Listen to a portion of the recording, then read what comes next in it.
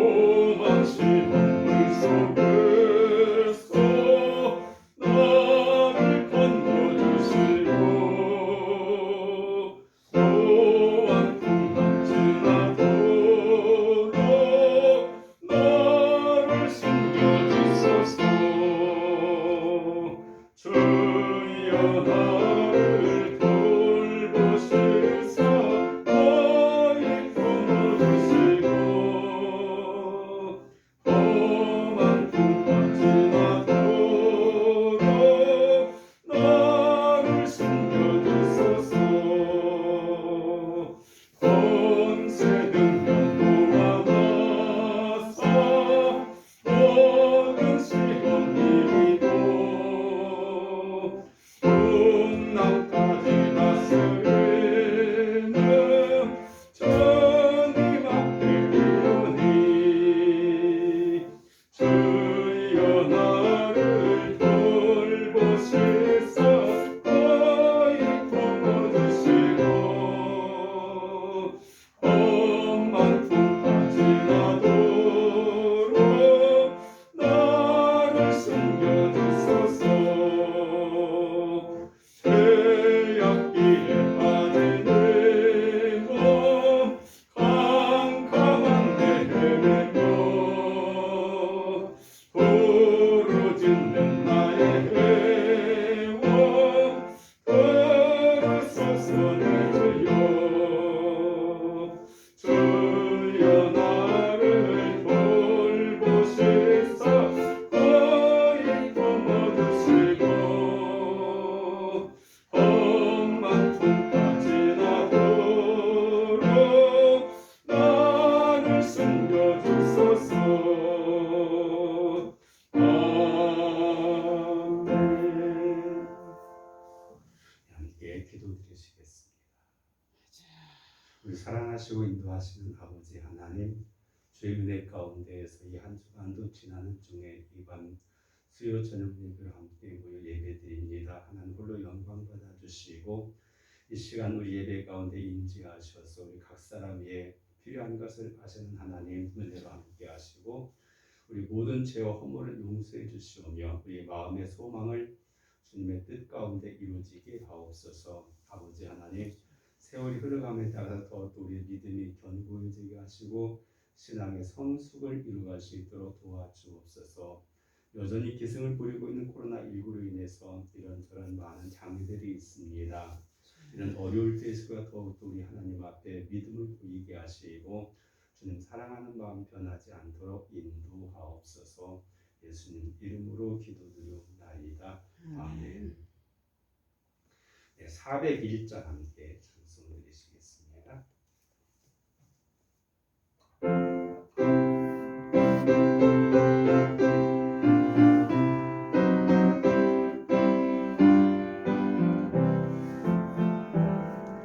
주의 곁에 있을 때 마음이 든든하오니 주여 내가 살 동안 이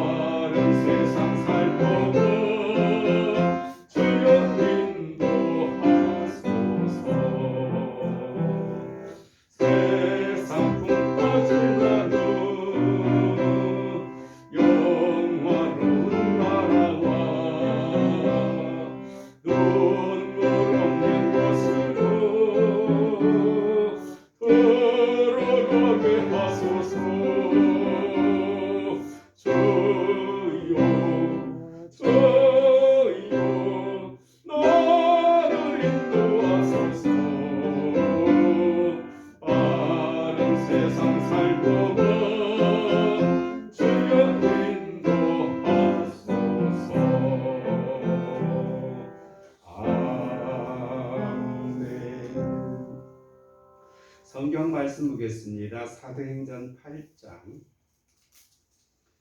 14절에서부터 보겠습니다.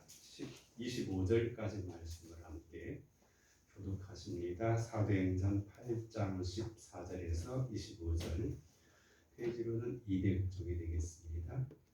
예루살렘에 있는 사도들이 사마리아도 하나님의 말씀을 받았다 함을 듣고 베드로와 요한을 보내매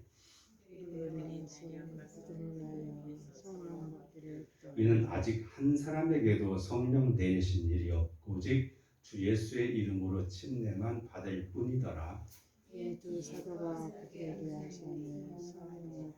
시몬이 사도들의 안수로 성령 받는 것을 보고 돈을 들여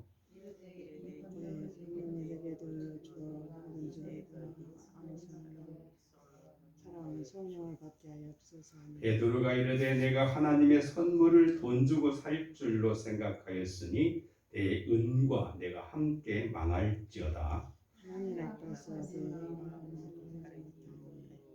이 돈에 다가 한기도 없고 한기 될 것 때문에 그러므로 너의 이 악함을 회개하고 주께 기도하라. 혹 마음에 품은 것을 사하여 주시리라. 내가 보는 악들이 대답하니 시몬이 대답하여 이르되 나를 위하여 주께 기도하여 말한 것이 하나도 내게 임하지 않게 하소서 하니라. 제가 주의 말씀을 전하여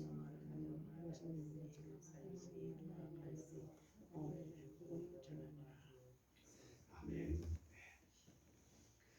앞서서 빌립이 사마리아 지역으로 가서 복음을 전했습니다.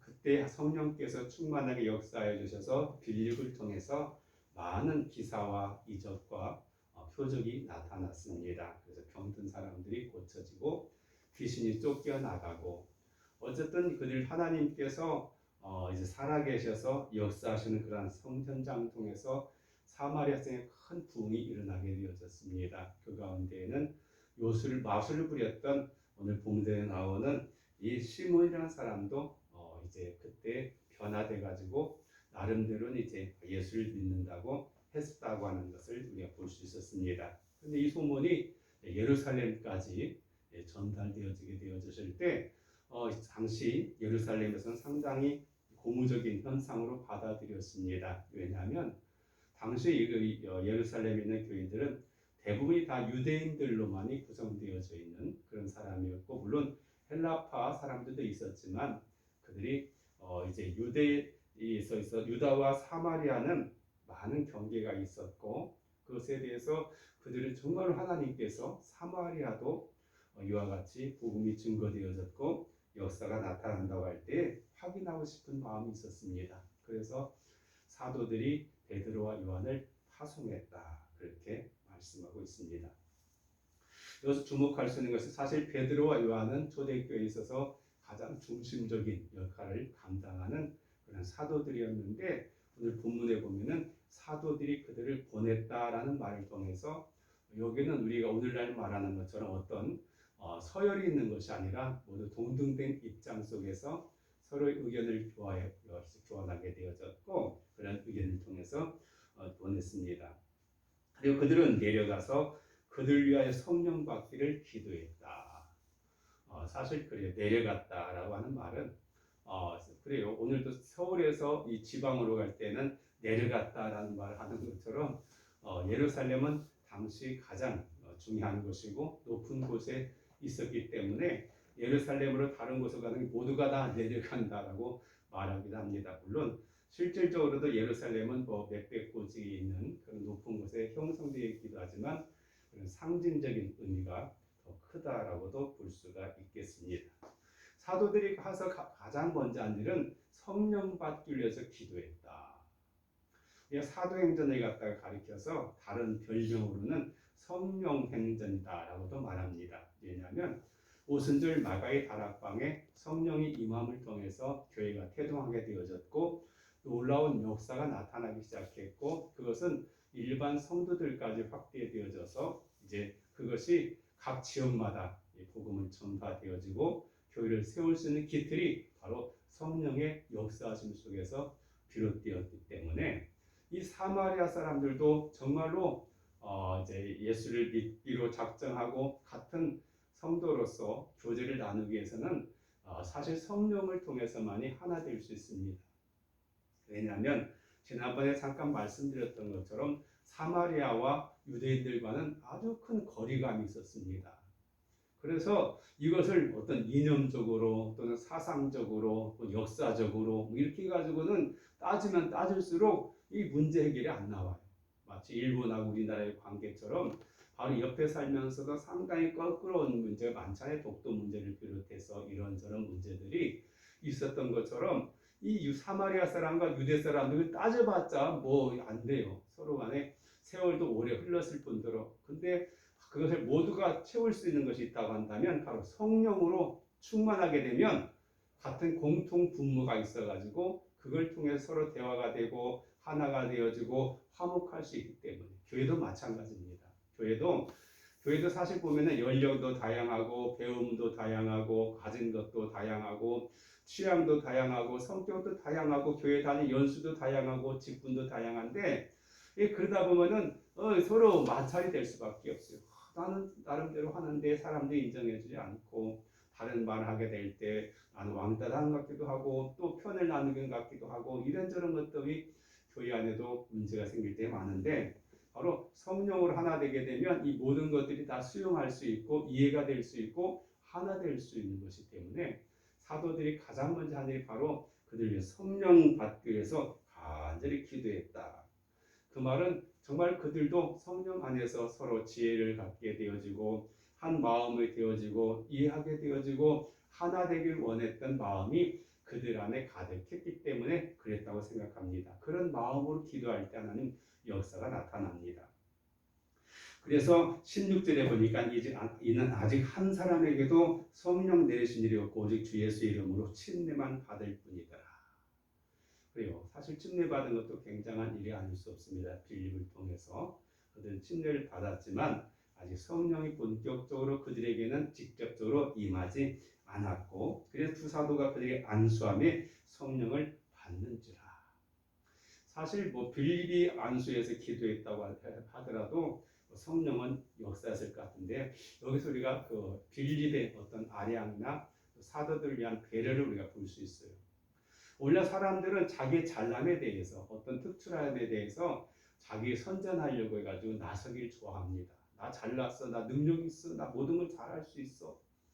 그런데 만에 성경에 보면은 정말로 하나님 앞에서 인정받고 중요한 사람들 보면은 자꾸 다른 사람에게 양보하고 이제 그런 것들을 우리가 배려하는 것들을 볼 수가 있겠는데 어떤 데는 빌립도 그런 사람이 아니었었는가 우리가 생각해 보게 됩니다. 그런데 항상 어떤 일이든지 우리나라 수어에 그런 말이 있죠. 호사다마라는 말이 있습니다. 좋은 일 있으면 말 아낀다라고 하는 그런 것들이 있잖아요. 그래서 막 좋은 잔치장에 가다가 막 교통사고 나기도 하고 또 잔치를 잘 베푸는데 음식이 상해가지고 배탈 나기도 하고 또 그것 때문에 서로 뭐 친척들 간에 다투기도 하고 어쨌든 이런저런 일이 생길 때가 있어요. 무슨 일이지. 근데 여기도 보니까 성령이 그들에게 임하게 되어졌고 하나님의 놀라운 능력을 이제 체험하게 되어졌는데 그것을 가만히 보고 있던 사람이 있었는데 그게 누구냐? 바로 시몬이었다. 시몬이라는 사람이 나름대로 마술사 생활해가지고 명성도 얻고 돈도 받고 지위도 있었는데 빌립을 통해서 그가 전도받고 나서 정말 빌립은 나보다 세구나. 근데 사도들이 와가지고 하는 거 보니까 더 세요. 또 대단하네. 그래가지고 생각했는데 여기 우리가 하나의 어떤 사람들이 가지고 있는 한계를 볼 수가 있어요. 마술사였던 시몬이 가지고 있는 한계는 뭐냐? 하나님도 별건가? 아니면 어쨌든 자기가 하는 것처럼 뭔가 좀 조금 남다른 바가 있고 조금 더 능력이 있는 게 센 것 같긴 하지만 그렇다고 생각했던 거죠. 그래서 그가 했던 행동이 굉장히 중요하잖아요. 바로 18절 시몬이 사도들의 안수로 인하여 성령 받는 것을 보고 돈을 들여. 참 돈이면 모든 걸 된다고 하는 이 황금 만능주의 오늘날 현대인들이 아니겠습니까? 오직 돈으로 다 못하는 것이 없다고 생각하는 것이 일반적인 사람들의 생각이었어요. 근데 뭐든지 돈으로 해결하려고 정의로움도 아니고 의로 행하는 것도 아니고 그냥 자기들이 돈으로서 그냥 비리를 저지르기도 하고 무마시키려기도 하고 사람 호도하기도 하고 이용하려 들기도 하고 이 돈으로 모든 걸 해결하려고. 근데 이 사람 시몬도 마찬가지였어. 사도들한테 돈 주면서 그거 정말 보니까 대단하던데 그거 좀 나한테 좀 하시오. 나에게 좀 할 수 있도록 허락해 달라고 했던 거죠.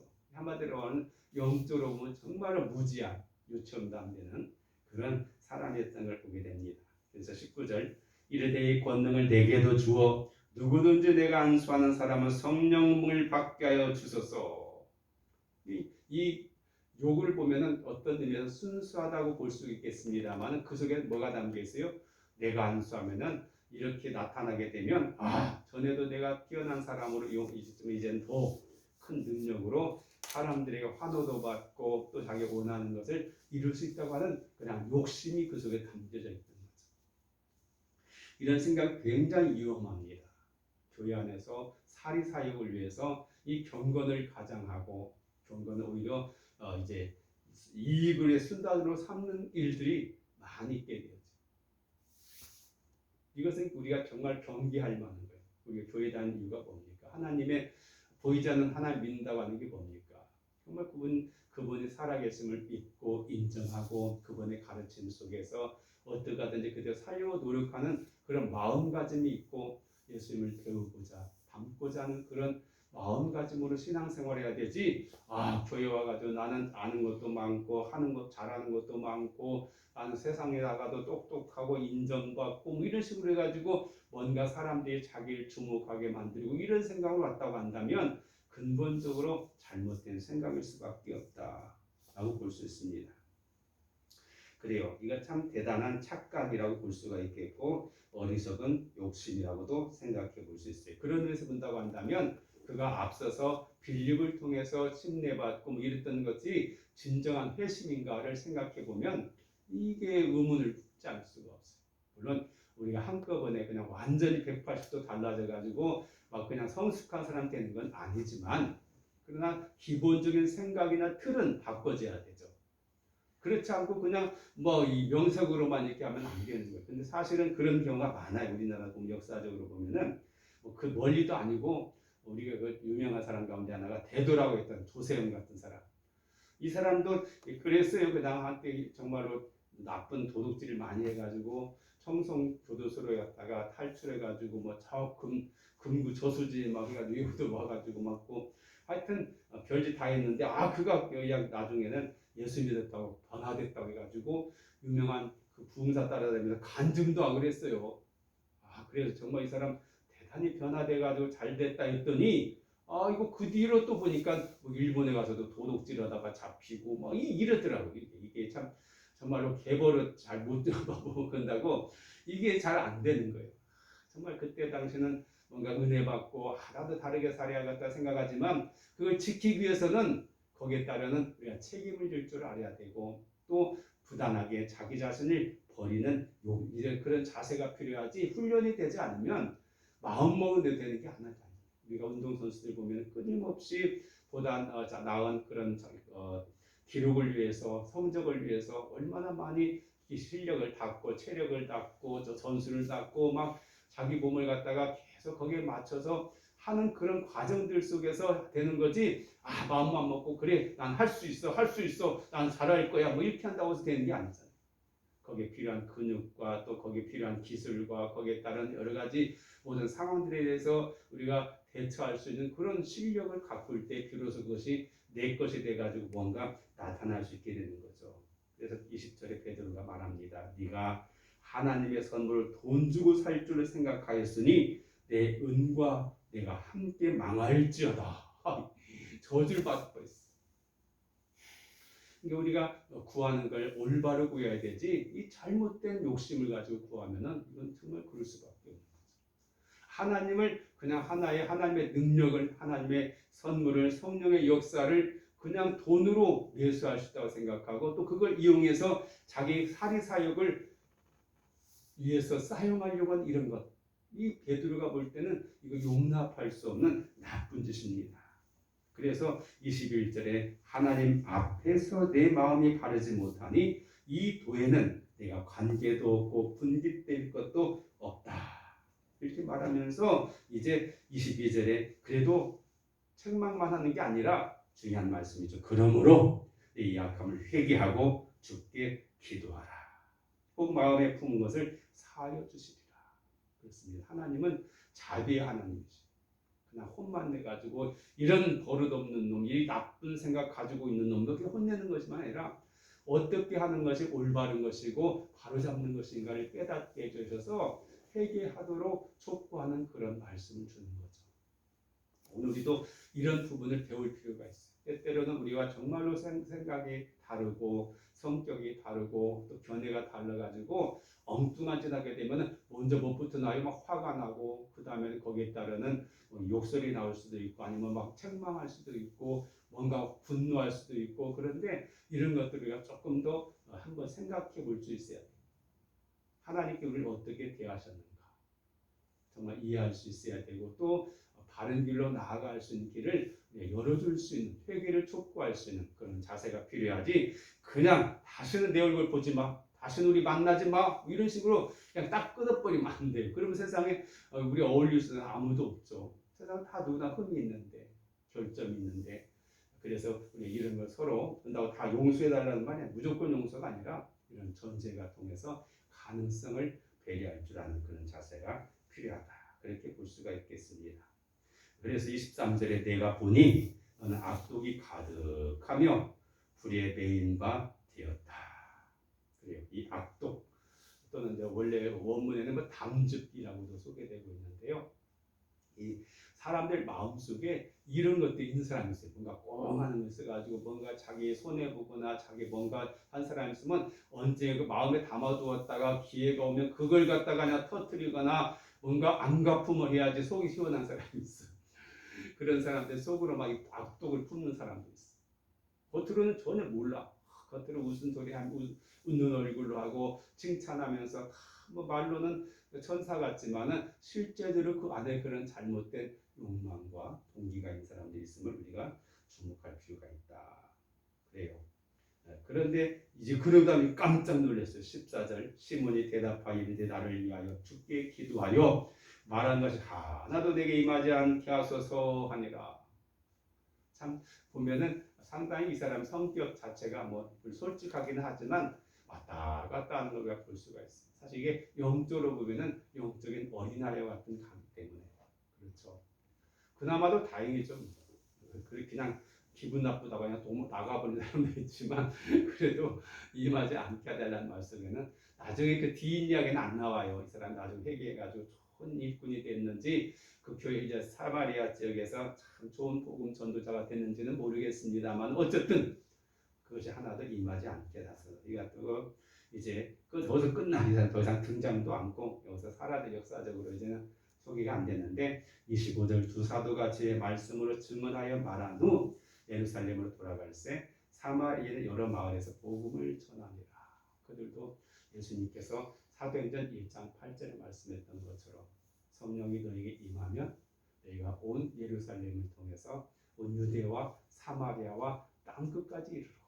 바로 주님이 이제 그 요한복음 4장에도 보면은 사마리아 그쪽 가서 수가성에서 만난 여인을 전도해가지고 그 마을에도 놀라운 역사가 나타났던 것처럼 우리가 겉으로 보여지는 것만 가지고 편견을 갖는 것은 위험한 생각이고 항상 열린 가슴으로 복음으로 전 세계를 향해서 그런 복음을 증거하는 그런 자세가 필요하다 그렇게 볼 수가 있겠습니다. 오직 성령의 역사는 개인의 사리사욕을 위해서가 아니라 오직 하나님의 영광과 그분의 사명을 위해서 감당할 줄 아는 그런 자세가 필요한데 대단히 아쉽게도 역사적으로는 과거로 인하여 성령을 충만해가지고 기적을 행했던 사람들, 뭐 박태선을 비롯해서 뭐 문선명이나 많은 사람들이 그것을 자기 개인으로가 자기가 하나님 돼버리죠. 이게 대단히 우리가 경계할 만한 이야기라는 생각도 아울러 갖게 됩니다. 기도드리겠습니다. 사랑하시는 아버지 하나님, 하나님께서 사마리아라고 하는 그런 지역, 하나님께 그 지역도 사랑하셨고 그 영혼을 구원하길 원하셔서 빌립을 통해서 또 베드로와 요한을 통해서 복음이 증거되어지고 성령이 임하게 하고 놀라운 역사가 나타나게 하사 하나님 뜻을 이루게 하심을 감사합니다. 하나님 그 능력이 오늘 우리 가운데 일어나게 하셔서 우리 주변에 정말로 주님의 관심도 없고 교회를 배척하고 미워하는 자들에게도 복음이 증거되어지고 하나님 나라 확장될 수 있도록 도와주옵소서. 우리 모두 한 사람 한 사람에게 성령으로 충만케 하사 믿는 자의 표적이 따르게 하옵소서. 예수님 이름으로 기도드리옵나이다. 아멘. 네, 이제 하지도 지나고 이제 해가 더 짧아질 것 같은데 날씨는 좀 더 더워질 것 같고 장마철도 또 다가오지 않을까라는 생각도 갖게 됩니다. 우리 언제나 부딪히는 이런 것들 잘 이겨서 건강한 그런 한 해가 될 수 있으면 좋겠습니다. 주기도문 예배 마칩니다. 하늘에 계신 우리 아버지여 이름이 거룩히 여김을 받으시오며 나라의 마옵시며 뜻이 하늘에서 이루어진 것 같이 땅에서도 이루어지이다. 오늘날 우리에게 용할 양식을 주옵시고 우리가 우리에게 죄 지은 자를 사하여 준 것 같이 우리 죄를 사하여 주옵시고 우리를 시험에 들게 하지 마옵시고 다만 악에서 구하옵소서. 나라와 권세와 영광이 아버지께 영원히 있사옵나이다. 아멘.